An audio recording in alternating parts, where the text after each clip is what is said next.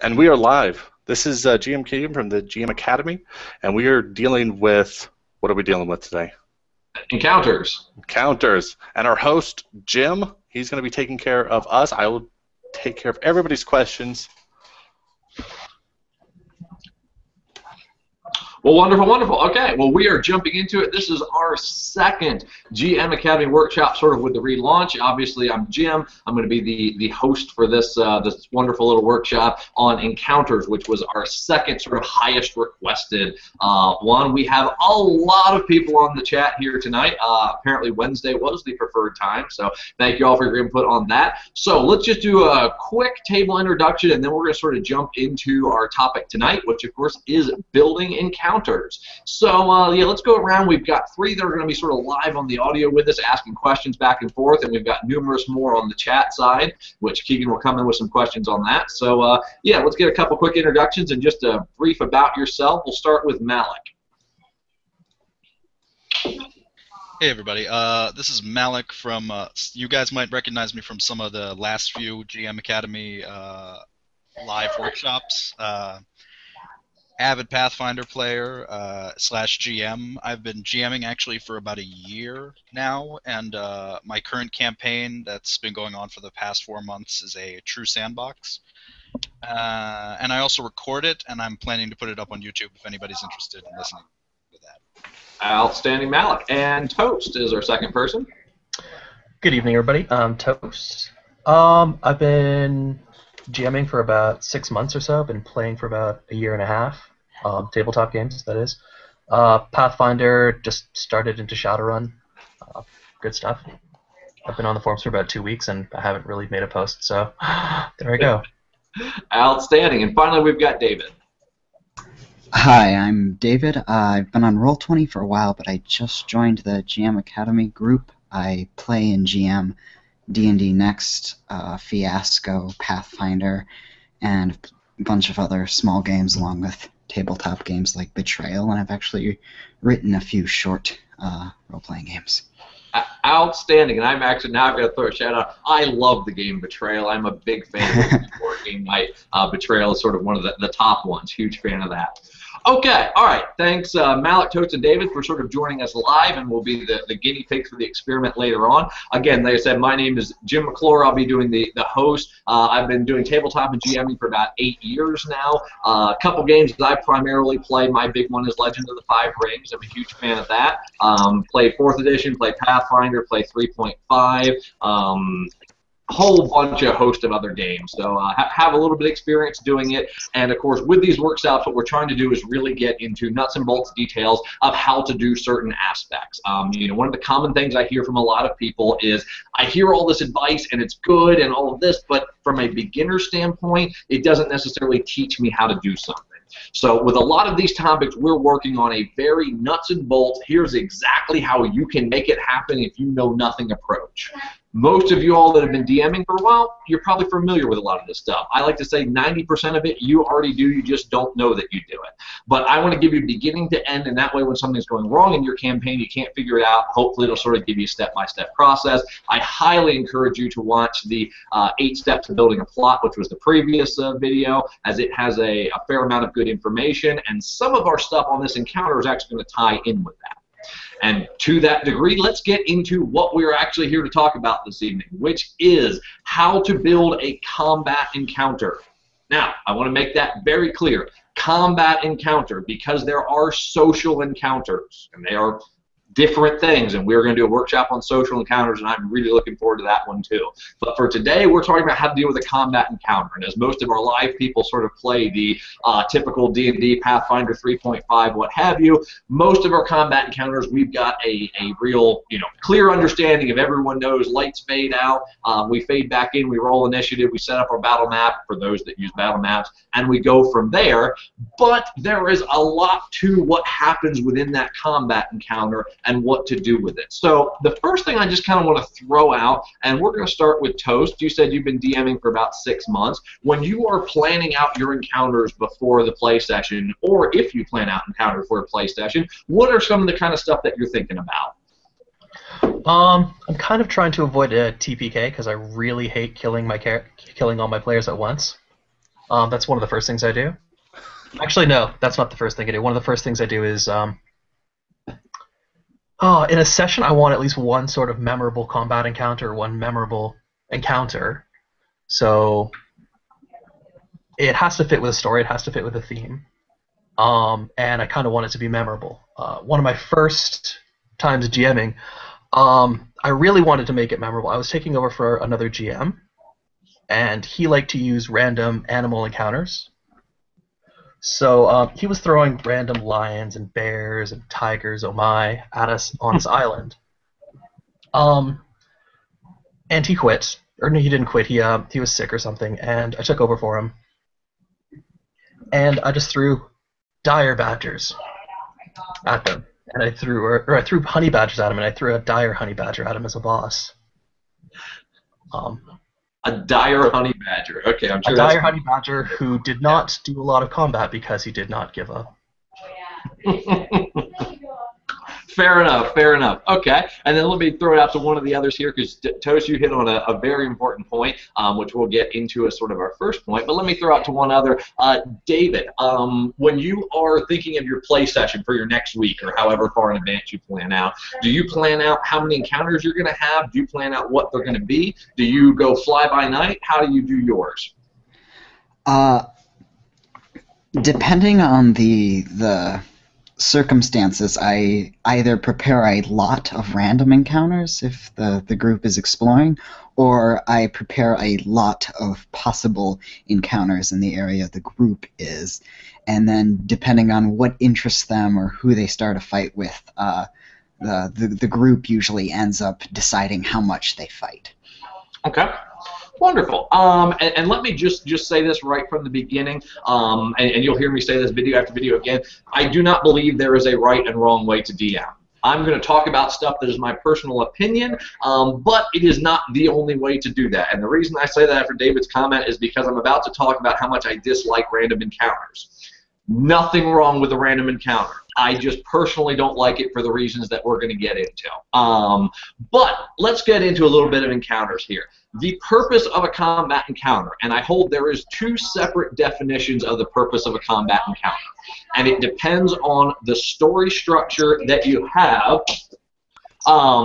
within the play session that you're having. And if you look at the plot video from last year, you'll know that there are 4 different types of meta structures. You have your dungeon crawl, you have your linear plot, you have your mini sandbox, and you have your true sandbox. There is 2 different reasons to have a combat encounter based on if it's a dungeon crawl or based on if it's something else. And I'm not going to go into the definitions because you can all watch the plot video to learn the definitions between them. But in a dungeon crawl, random encounters are perfectly fine. There is nothing wrong with them. They are there to incite challenge. And absolutely nothing wrong with them. I personally don't run dungeon crawls, and that's why I say I don't like random encounters. For any other plot type, for your linear plot, for your mini sandbox, for your true sandbox, the purpose of a combat encounter is to tell a story. That is a very important aspect. You are there to tell a story. The combat encounter should not just be, we fought, yay, we won, we got experience, we got gold. It should further along the plot itself. So always when you are building your encounters beforehand, and we're going to go through a whole litmus test of events, think about why is this combat encounter happening? What is it teaching the players? What is it going to do to further the plot? Because if it's just combat for combat's sake, you're going to run into a whole lot of issues of players getting bored with combat. Almost every single time I hear that, the issue is there's just combat for being combat. So the core purpose, if it's not a dungeon crawl, is what is it telling? Is it telling a story? And that's what you want to see at. So, flavor text aside here, let's get in the meat and potatoes of what we're actually here to talk about, which is the proper way to build a combat encounter. The first thing you want to look for, if you want an interesting, dynamic combat encounter, it's what I call the points of 3. There should always be 3 points of interest that the players are engaged in any combat encounter. So what I mean by that is normally within combat, the sort of traditional D&D style combat of you go to combat, you've got goblins attacking you, maybe got some arrows shooting, and you fight them off and you kill them. The problem is that gets very boring and very repetitive through long campaigns. What you want to do to set up that dynamic, interesting combat encounter is to have 3 points of interest.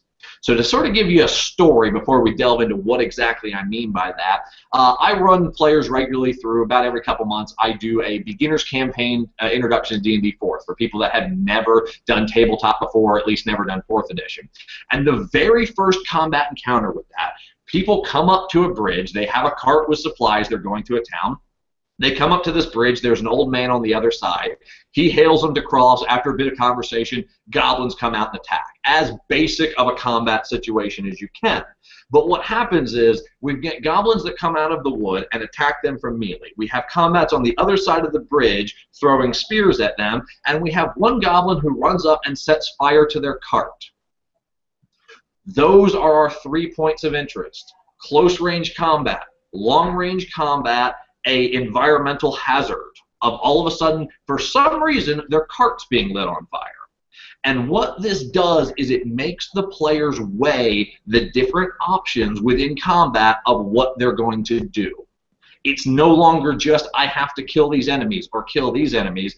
I have to weigh my choices between saving a cart, which I don't really know what's in it, killing the enemies that are directly attacking me, or killing the more powerful ranged enemies. And it makes the players survey the battlefield and make choices that have both pros and cons. There's no clear right answer. There's only choices that they can make. So many people do this intuitively. Let me throw it out to Malik. Have you ever thought about sort of different points of interest when you are building a combat encounter? Yeah, there have actually been a few points in my GMing session where I've genuinely thought, hey, yeah, these two things are happening, but maybe this happening as well could help further the story in a way that would benefit what I'm doing with the players. Like, say for example, I'm developing this encounter where the players find this pirate-esque man in a bar. And right before they get a chance to interact with him, these goblins appear right in front of him and start telling him about a debt that he owes them. And the pirate guy, not wanting to pay his debts, immediately starts in a bar brawl. So now you got a bunch of drunken people beating the shit out of each other, followed by random goblins trying to attack this pirate guy, and then the pirate guy, who has his own agenda, is going to try and get out of there in the confusion. And the players can either see what's up with the goblins, or they could maybe go after this pirate guy after he escapes into the night. And I'm sure that the party might potentially consider splitting up in order to do more than one objective. So, no, and that's perfect. That's wonderful. That's exactly what you're looking for, because you want to give options, and ideally you want to give options that the combatants cannot completely fulfill. So sort of like you say, you can go after the guy, but you're going to weaken your defense and you're going to take more damage. Or you can choose to fight it as you would normally fight it and lose the opportunity to catch him. You want to give the option, or the players, trade-offs and options for different things to do. So within 3 points of interest, I have a whole host of different things, and we're going to sort of talk about some of these things briefly here as far as options for you of what to make these points of interest. The first one, of course, is direct attackers. These are enemies that they are fighting that are directly engaged, normally close-range melee attackers. Everyone knows this. Almost every encounter has some form of direct attacker. So this is something that you see, pretty common. I don't think it needs a lot of explanation. Ranged attackers, again, probably about the most common outside of direct attackers, which is enemies that attack from range, whether they be magic users, whether they be archers, whatever the case may be, and it gives that dynamic of distance, of I have to achieve a distance to get closer to them because they are strong at range and weaker closer on. Once you get sort of back to the obvious, then we have special enemies. These are your bosses, your brutes from D&D, your enemies that have different unique talents, encounters, powers that will take direct focus. This is the boss, if you will. And this gives, that sort of extra dynamic of, do I take down the big guy or do I whittle down the little guys? And again, all of this is fairly basic stuff that you all have probably seen and done a million times before, but what you want to do is start incorporating some of the other options that are in here. Traps. How many people actually run traps in the middle of a combat encounter? In that same D&D campaign I talked about, I have a situation where they come up on a camp, and it's a bunch of Zyvorts, for anyone who knows what a Zyvort is, Monster Manual 3 from 4th edition. But they come up to it, and what the enemies are sitting there waiting. They already know that they're there, but they've got a bunch of bear traps set out. So the third point of interest that they have is what sets off the encounter is either they attack or they make they step on one of the bear traps. It goes clank, makes the sound. Their surprise is ruined, and they're an attack. And as they move around the battlefield, they keep stepping on more and more of these things. So incorporating traps within actual combat gives that different level of that third point of interest, if you will. Environmental hazards. The environment itself acting upon it. Rocks falling, rivers going, storms going, something that will take their attention on something they have to focus. I'm actually looking a lot into this one because I've had a wild urge to run a pirate-themed campaign that I've never done before, and environmental flows in that very well. But environmental hazards are another big thing to consider. Battlefield control. Battlefield control is a phenomenal use, and you can use it. And what I mean by battlefield control is I had a situation where essentially there were people fighting on a wall, trying to defend. The town was under attack, and reinforcements were coming through the gate. Reinforcements is actually another one of them. So the battlefield control was they were fighting to try to keep the enemy in this choke point, and the players had the choice of, do we focus our attention on the archers up on the wall, the guys down in the main pit of it who are fighting and killing us, or to try and stop the reinforcements coming in. And we have to make a choice of, we're going to take damage to stop the reinforcements, but we are going to have less enemies to fight.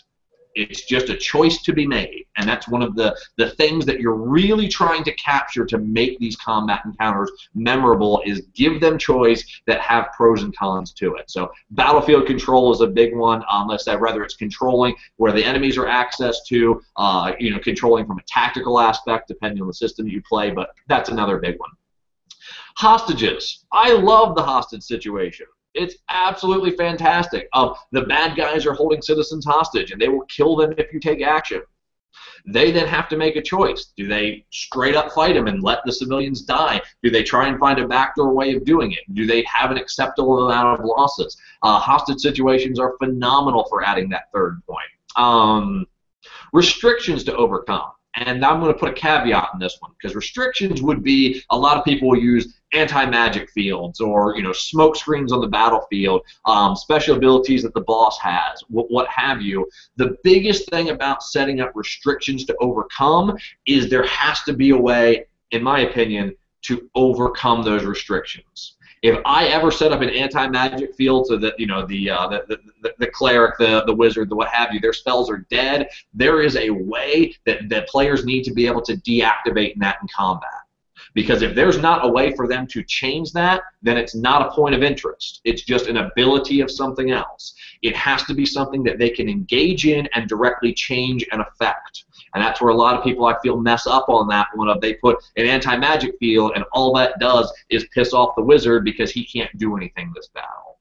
Whereas opposed to that, if you go, there's a statue with jeweled eyes that is making that field, now the warrior has to make the choice of, does he go and sacrifice his health to break that statue so the wizard can then help him? And then you have a choice to be made, and then you have your third point of interest. Anyone ever use sort of restrictions like that? Malik, Toaster, David? Yeah, actually, I've in one of my recent sessions, I had a situation in which the player's halfling innkeeper had been kidnapped by one of his former adventuring company members, who wanted revenge on him. And although I felt like that character was a bit more undeveloped than I did set up a situation in which the halfling innkeeper and his cousin were chained up to this area of the home, like this beam, the main beam that's like keeping this building up. And on this chain was a magical bomb set to go off, and through each round, I would roll dice to see whether or not it would have, like, there were 3 dots on it, and when the dots each turn red, that that would be when I succeeded on the roll that I had for the round. And if all 3 dots turned red, the bomb would go off. And I let the players notice this kind of midway through combat with the halfling who was seeking revenge.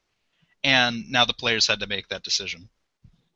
Perfect, perfect, perfect use of it, and I will throw in there. It's actually at the bottom of the list, but I'll talk about it not as well, because I would actually call that what I'd define as a timed event. But it works sort of the similar way of it's an event that is going to change the battlefield, normally for the worse of the player, although it could be a last 2 point, as in we have to survive this long. That the players have to, it will change, at some point in time. And the important thing to understand when using timed events is the players need to be aware of the time frame.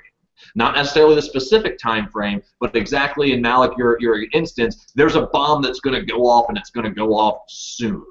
We know we have a short amount of time to address it.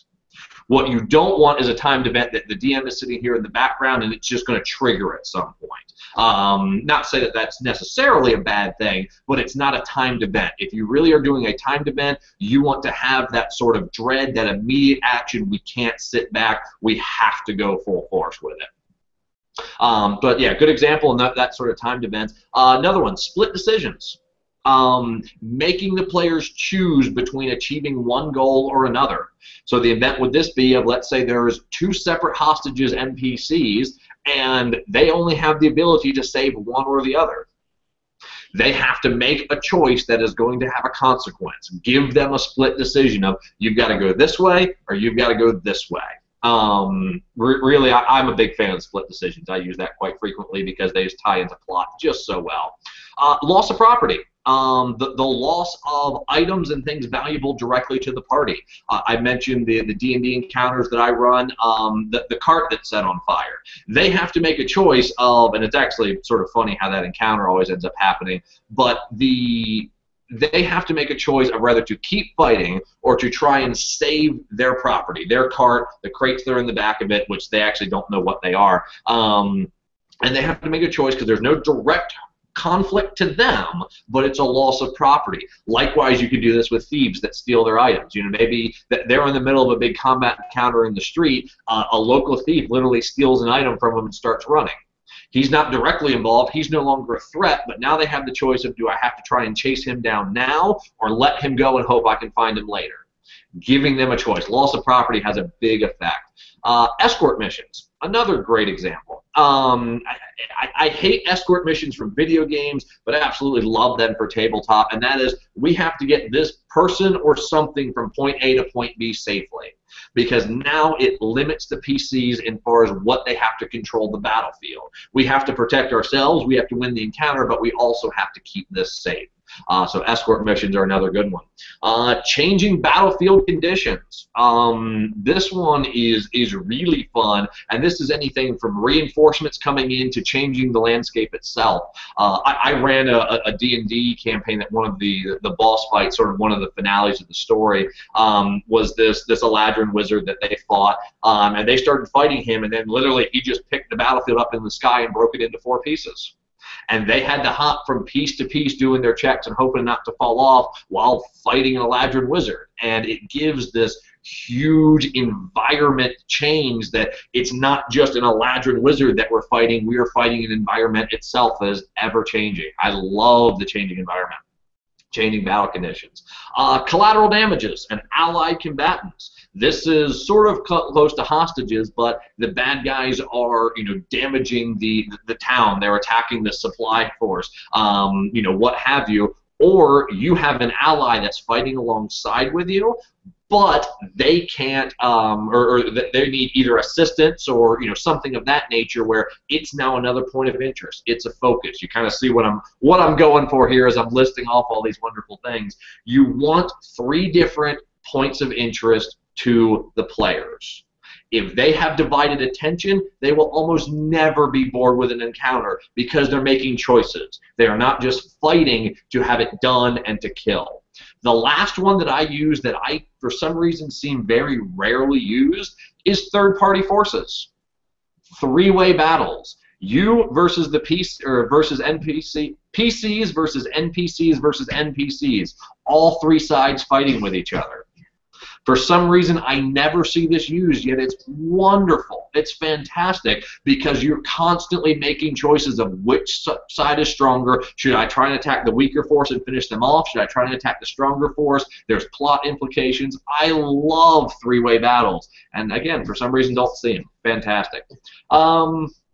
Let me ask, let's see, I've been talking for a little bit here. Either Malik, Toast, or David, you got any thoughts that weren't sort of maybe in the one-on-ones I covered or a good example of one? Yeah, actually, I'm sorry, you can go first. Okay, sure. The sort of the three-way battle, I recently played a game that was kind of similar. My character had just joined the party. He was almost lawful good type, a druid. Didn't want to start a random fight, but the party was basically chaotic, kill everything. So the GM had an NPC to challenge them, and they're like, cool, loot, let's go kill it. My character sort of stayed to the side and just sort of watched because he didn't want to take part in a 3-on-1 fight. And that sort of led to a different encounter, a social encounter afterwards, which my character won by throwing him into a wall. Won the social encounter with a combat encounter. There you go. Yeah, it was an arm wrestling contest. Fair enough. 3.5 bear druid. Anyway. Wonderful, wonderful. And Malik, did you have another point as well? Yeah, actually, I had a situation in which there was this boy who was trying to retrieve a family heirloom from bandits, and the party was led to these bandits by the boy, and the boy wanted to fight with them as well. Now he's like a teenager, like 18, 19 sort of boy, and so I don't want to make it seem like, oh, I was having a child fight bandits, but harsh DM. Yes. Yeah, but the players were doing pretty well, but they had to deal with the fact that this young man was having a lot of difficulty in the combat, and they didn't want him getting killed because then they'd have to go explain to his adoptive father. Yeah, I'm sorry. But I had three main focuses. They didn't know where the ring was, which was the first main focus. The second, they had to deal with the bandits, and the third, they had to protect the boy, which I feel like kind of plays on different points that you wanted to emphasize. And I feel like these are definitely good things to combine to make combat even more attractive. Yes, exactly. And it's phenomenal use. Let me ask you this. How engaged were your players during that combat experience? I feel like they were pretty thoroughly engaged because they do still remember the boy, and to the point where I even used him later on in another mission, and the players had to go rescue him from some bandits. Well, some similar bandits after they burned down his home and killed his adoptive father. And the players, I didn't need to motivate them to do it. I just threw the situation at them, and they just accepted it right on the spot. They weren't expecting a reward. They weren't expecting some type of exception to that sort of thing, but they were just ready to help this boy out. Right, and that's perfect. Exactly what you should get out of a combat encounter, because it told a story, it was challenging, it was engaging, it gets remembered. I hold if you DM properly, if you're using the tools right, if you're doing everything right, it will become remembered. It will become engaged. Everyone will sort of have that side of it. Where they will. It will become memorable. It's great. I talked about, again, the D&D introductory one. That first combat encounter with the cart is the one everyone tells me they love.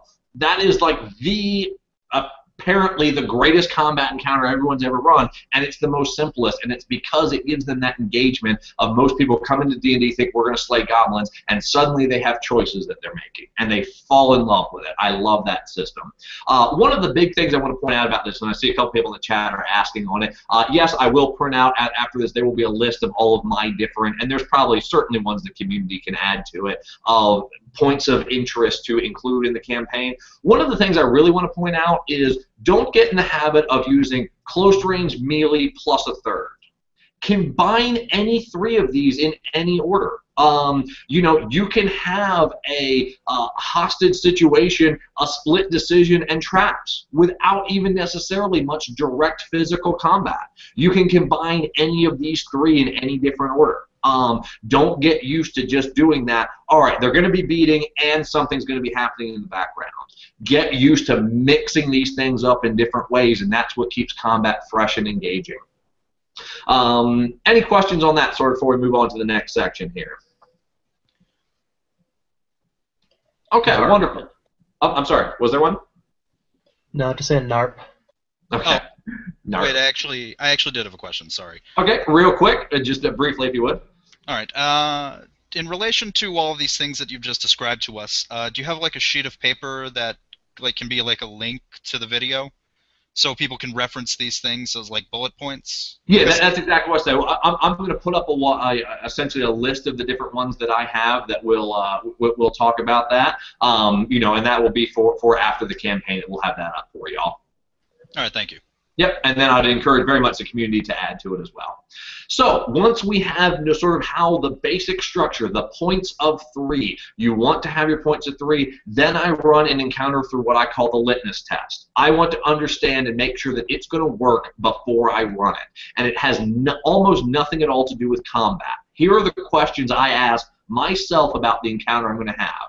First, what information or plot advancement does the encounter provide? I want to know what this encounter is doing for the plot, for my story. The example I used for the cart, this establishes to the characters that there is bandits attacking the town, that whatever's happening is, you know, something's going on and we're no longer in a peaceful environment, and it adds that question of they weren't trying to steal the supplies, they were trying to destroy the supplies. And that's the first key that I want to give my players that are entering into this campaign. So it tells that piece of the story. There has to be a piece of the plot that encounters are telling characters. So that's the first question I ask. The second one I ask, what is the aftermath of this encounter? What's going to happen after the characters win the encounter or whatever, get through the encounter? We'll talk about loss in a second. What happens? Where does the plot go? If they're split decisions, what happens with each different choice of it? If they decide to save hostage A instead of hostage B, what are the ramifications? Because I want to know what the next step's going to be. So, what's the aftermath? That's question 2. The big one that I want to ask people, and almost no one does this, what happens if the PCs lose the encounter? You need to be aware of this, because anytime you're DMing, one of the big concepts to understand is if you give a character or players a choice, you have to be fine with the result of either choice or multiple options. A combat encounter is a choice. A win or lose choice, or possibly third option. You always need to be aware of what happens with a loss. Are you fine with a total party kill if they die in this combat? Are you not fine with a total party kill? And what needs to happen to mitigate that? Go into each encounter understanding what the loss can be. And one other thing, even if it's not a total party kill, that I really encourage from a narrative, from a plot flow, is understand not to build direct barriers in front of your characters. And, of course, my laptop battery's already going to die over there. The couple things you want to understand is you never want a combat encounter that if they lose, they live, but then still have to do the combat encounter again. And what I mean by that is I'll use an example of the players are trying to get from town A to town B, and they have to go through a cave, and there's spiders in the cave. They go in and fight the spiders and lose, and end up living but retreating out of the cave. What can the players do now? They've only got a choice. They have to go back and do that combat encounter again. And I guarantee you, your players will not be happy with that choice. Because it's we lost, there's not really grinding in tabletop, again, unless you're doing dungeon crawl. It's going back in and fighting again. You've put a barrier that the only way through is victory. A loss should still further the plot. That's a big concept. A loss is just one of the choices that can result in a combat encounter, and it needs to further the plot. Any questions on that? That's sort of a heavy bomb to drop for some people. Yeah, just a question on, you mentioned the aftermath and setting up barriers. So even if the players do end up getting killed in an encounter, as long as that doesn't make them have to deal with that same encounter again, would you say that that is an effective solution as long as the GM is okay with it? Yes, and we are literally going to talk difficulty next, which is half of your question, but the half that I'll answer right now before we get into difficulty is, no matter what, I feel a loss should move plot forward. It should never halt progress until it can then be achieved later. It should always move plot forward. So if they come out, victorious but have people dead, or live but have people dead, then it needs to continue from there. The next thing needs to happen. The band of raiders needs to come in and burn all the spider out. Something needs to happen to move it on. But as far as difficulty, we're going to get to that next. The last litmus test, sort of after what happens if the character lose. Have I used these exact same 3 points of interest in a previous encounter this campaign? I hold you should not use the same 3 more than once in a campaign. There's too many tools to use to reuse the same ones, and that's how you get boring plot or boring encounters. You end up with people doing the same thing over and over again, and then they're just reliving it. There are so many, and when I put the list again, I just came up with a dozen in the last couple days. The community will come up with plenty more of them. There are so many different 3-way combinations of a dozen different items that you're never going to run out of it. You need to keep using different ones. So I asked myself, have I used these 3 points of interest before? Okay. Any questions on sort of the litmus test? And again, when we do the live example, we're literally going to run through all of that, the 3 of us. But any questions on that section? Okay, wonderful. So we are going to get into the last question, what I titled the question of our time, difficulty. Difficulty is a hot button issue within the RPG community, and that is, and I really essentially bring difficulty down to, should characters die? That's my yes or no on difficulty. Personally, when I run campaigns, and for anyone who's listening to my campaign, don't use this knowledge because it's not that far out there, players normally can only die in finales or big events. That's just fact how I run it. You're not going to have a player die, dead character, on a random encounter because it destroys narrative.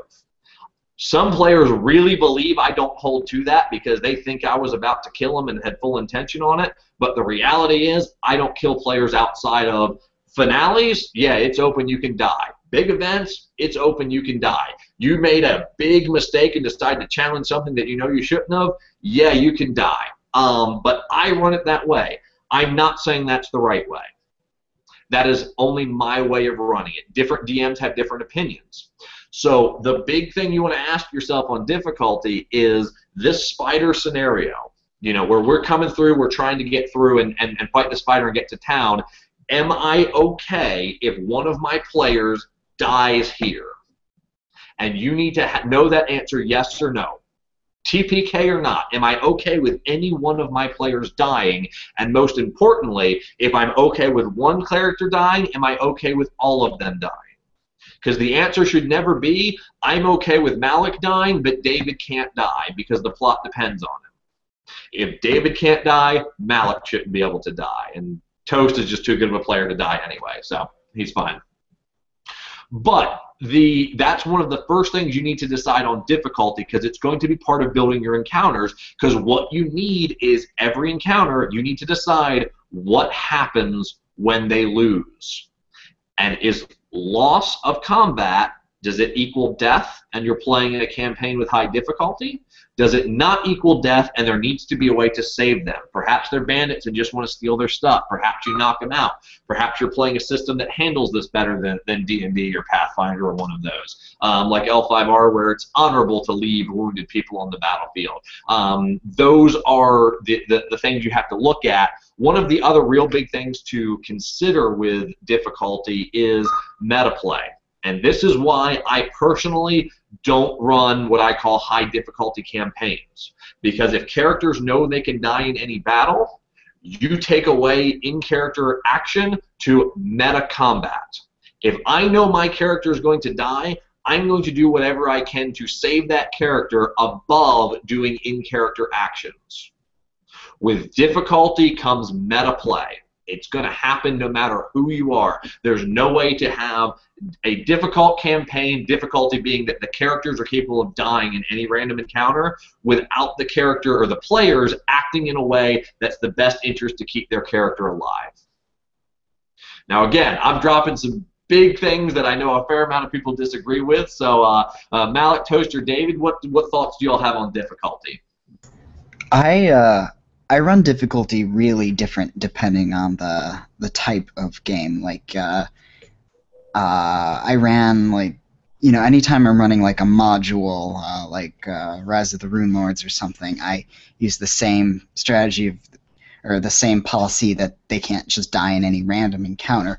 But then I ran a game where there was a dangerous forest they had to get through, and they had a lot of different ways to get through it. But it was really dangerous, and they could die in any encounter, but they were also able to leave those encounters and find a different way, whatever worked best for their characters.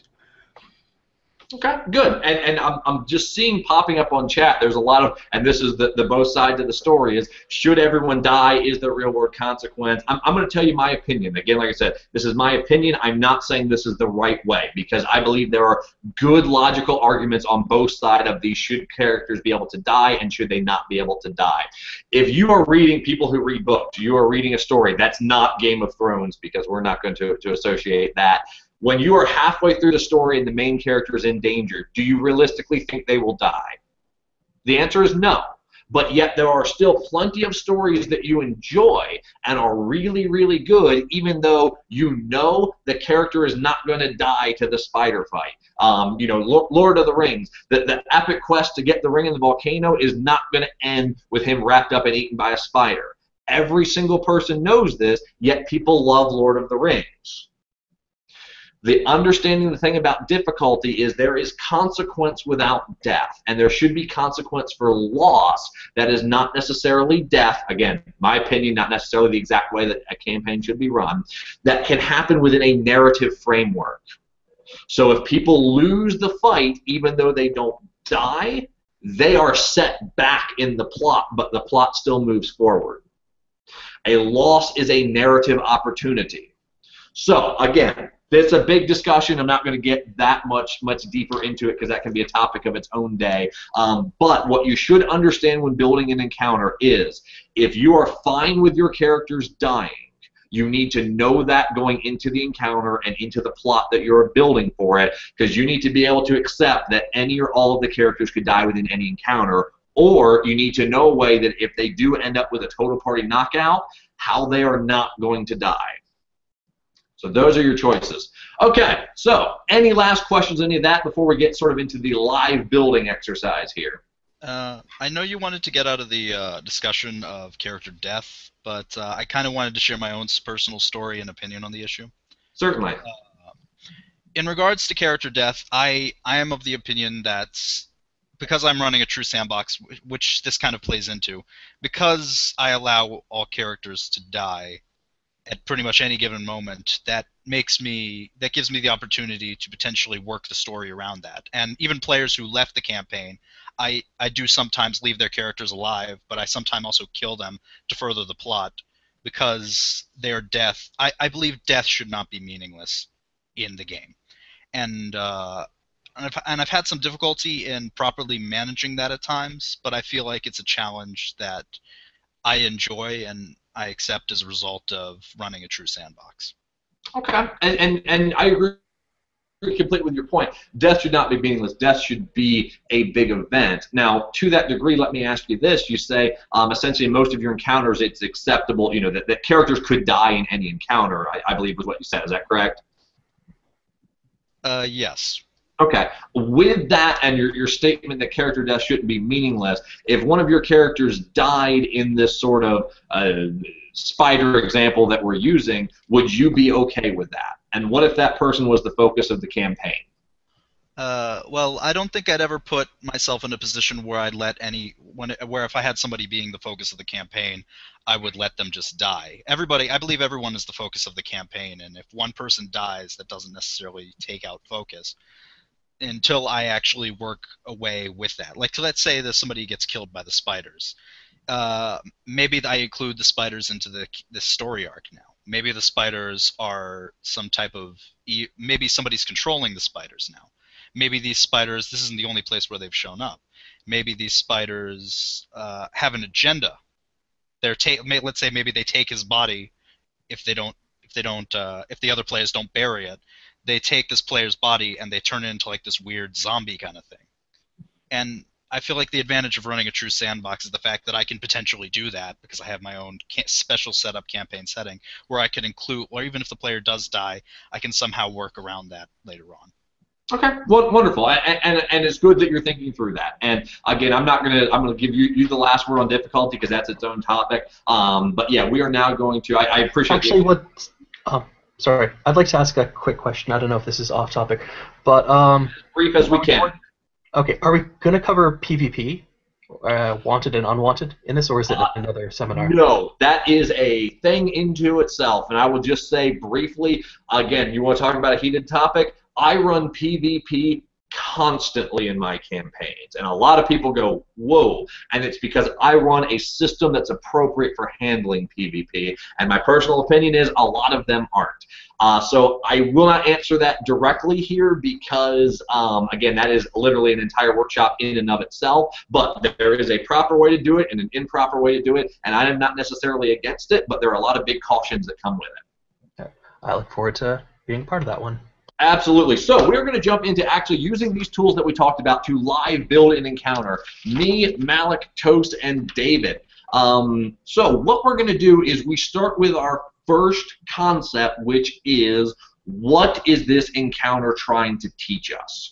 So what's going to happen is literally I'm going to give one answer to start us off, and then we're going to move around in a circle, and I'm going to call on y'all, and y'all are going to each add essentially your own idea here, and you'll see how this kind of works. And we've got about 12 minutes left. So our basic concept. Actually, let me throw it out to one of you all. Whoever wants to start it. Malik, Toast, or David, give me the basic setup of what the encounter is going to be. Not the points of interest, but whatever. Player characters are entering town and fight town guard. You know, give me whoever's got an idea for high-speed chase. High-speed chase. High-speed chase?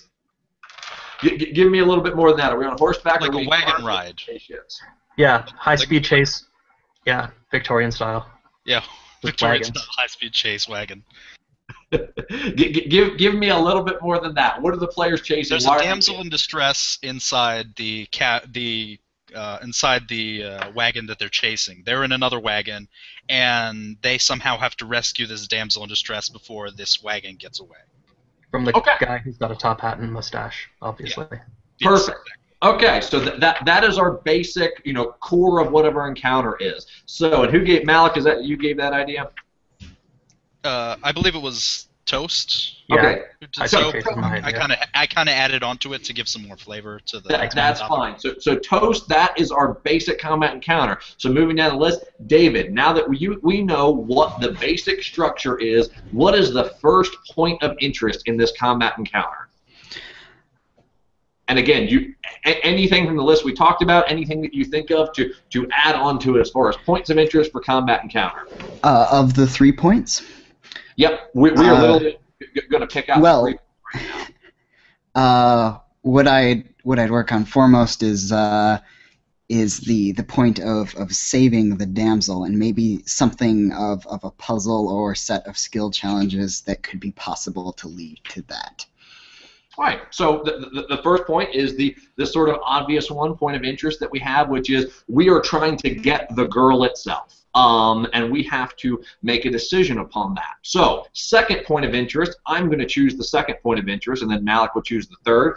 I'm going to add, on top of trying to get the girl, we are also trying to get the villain itself. We're going to assume he escaped us at some point before in the campaign. And what happens is, during the chase, another cart's going to pull up behind it or beside it at some point. The villain's going to hop over in the other cart, and the players are going to have to choose of saving the damsel that's now with the henchman or going with the main villain itself. So our second point of interest is now we have the damsel in one cart, and now we have the villain in another, and we have a choice. But we still need a third point of interest. Malik, give us a third point of interest. I'll be honest, I don't know if this is my fetish for explosives or if there's something entirely else driving this idea, but maybe there's some type of TNT attached to the damsel, so she's tied up with the TNT. And again, I know I've referenced this earlier, but I feel like if we're going to go full-on damsel in distress, we might as well add some TNT. Okay. We're not going to do trade. Now we're going to workshop that a bit because I have an issue from the narrative we've already built problem of that. If he's kidnapping her, if he wanted to kill her, he could straight kill her. So why would he want to blow her up and go through all the trouble of getting her to run? Well, maybe she knows something important. Maybe he has her because he intends to torture her over it later, and this might further the main villain's goals, but he doesn't necessarily need it in order to do so much as it would just make his situation easier. Well, okay, and I can understand the torture point, but then it doesn't make sense to have the explosives, does it? To kill her. Maybe it's to get the heroes out of the way. Either he kills them with the explosives, or he distracts them enough with buggering around with the damsel. Aha! And this is exactly why we do these live events, because what you gave is a good example of aftermath of the plot, but it is not. That does not in and of itself make a point of interest because it has to be something that the players already know that they are going to make decisions based on that information. Oh, maybe the wagon that they're currently on is already damaged, and then after a few turns, it might potentially end up completely breaking down on them. So maybe they might have to risk jumping like high fly trying to get to that other wagon before their own starts to break down. From the villain's point of view, I would like to fill the cart or wagon or whatever that had the princess in it with explosives, and then he secretly takes the princess or the damsel with him into the wagon when he switches. So if the players do choose to chase the other one, it's just a dead end with explosives. Okay, and like I said, there are some different ideas. I mean, my concern with that is, again, I want to have 3 things the players themselves are thinking about. Not surprises that come along the way, but constantly 3 things that they're thinking about. So what my concern with the explosive thing is, it works if they're unaware of it, which is great for, we're going to get to the litmus test and the aftermath of the plot. But what we want is 3 specific things that they concern about. Now, Malik, you brought up the essentially their cart's falling apart, and essentially they have a time limit to catch up with it until the cart falls apart, and then if it does, they have to make a choice as far as how they're going to continue the pursuit. Yes. Steal horses from the natives, what have you, and I think that's a good option. So we have what would be a unique combat encounter for considering everyone plays D&D and Pathfinder of a Victorian era cart chase that as we are chasing the damsel it's captured, another cart pulls up, splits, and the players have to make a choice of who to follow. Additionally, the cart itself is falling apart, so they have to make their move quickly, or if it falls apart, find another way to do it. So this is going to give the players a lot of different stuff to go into. So now we start the litmus test. Now we start, does this advance the plot? And let's see, Malik went last, so Toast. How does this combat encounter advance the plot for the players? Well, they might have just... Okay, I'm just throwing stuff out there. Certainly. Kind of basically repeating what I said before. The villain, like, they found out who the villain is. They actually know who the villain is, or they might have just learned who the villain is, rather.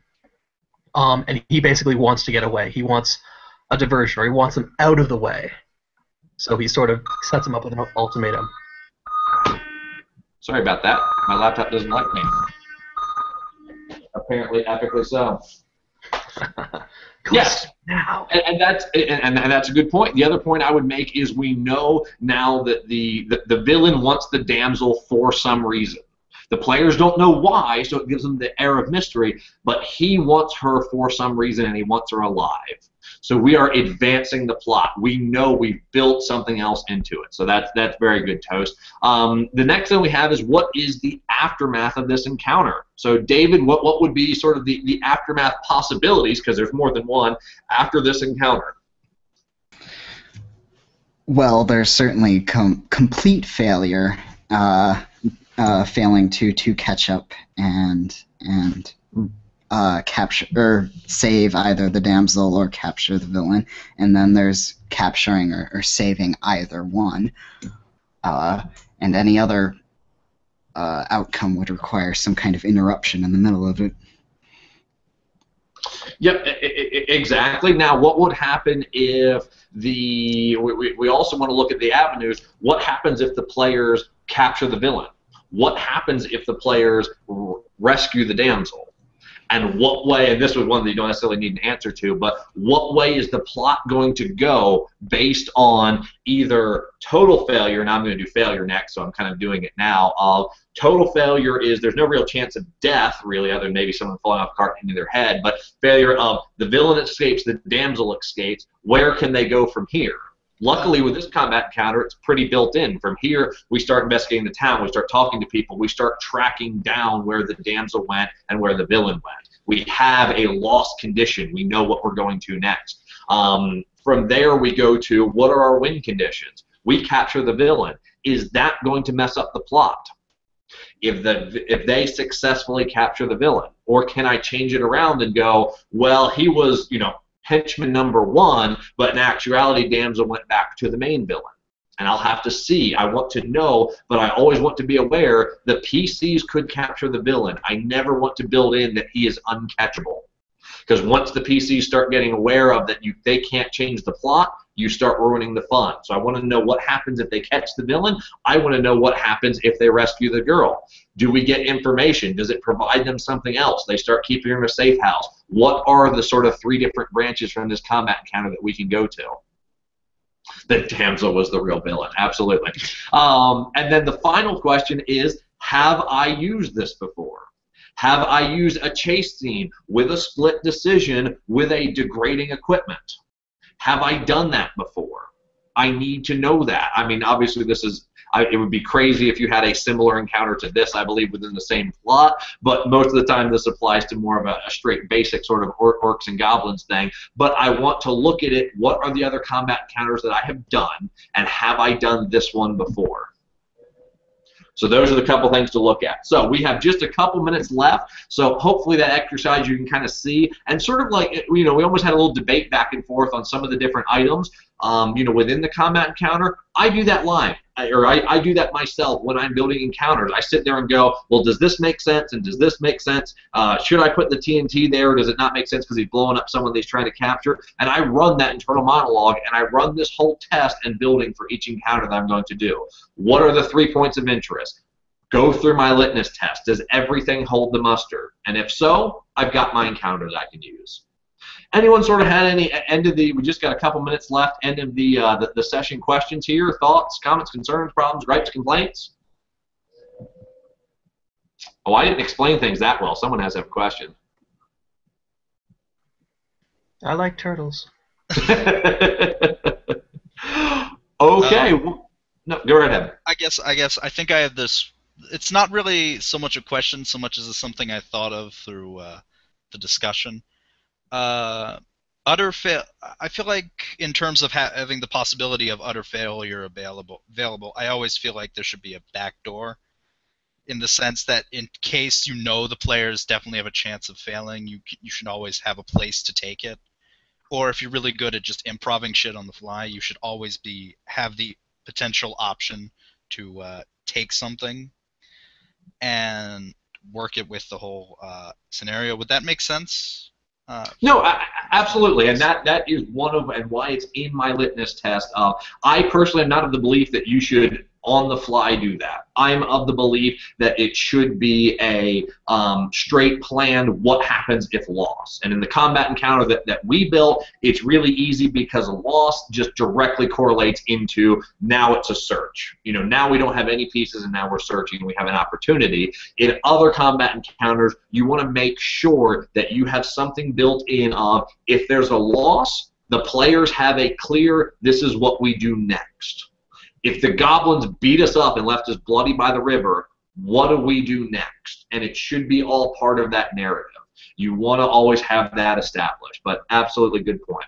Well, with that, we are out of time. I hope we all enjoyed it. Directly after this, we are going to have sort of a post thread posted for any further discussion, and for anyone who wishes to talk, of course, we'll stay on a little bit after that. So kick it back to Keegan sort of to wrap us up here. Thank you very much, Jim. And I also want to thank that we filled it out, and I didn't realize we actually had hit the limit. So a couple people got bummed, but we posted links and had people join secular viewing on YouTube and on Google+. So that was really nice. And I also want to thank everybody for coming and participating, and please check out the rest of our workshops. You can follow us on Twitter, and as always, we are highlighting our wonderful community that's based on Roll20. So please, if you haven't joined already, check them out. You'll find us at the GM Academy, and we'll see you next time.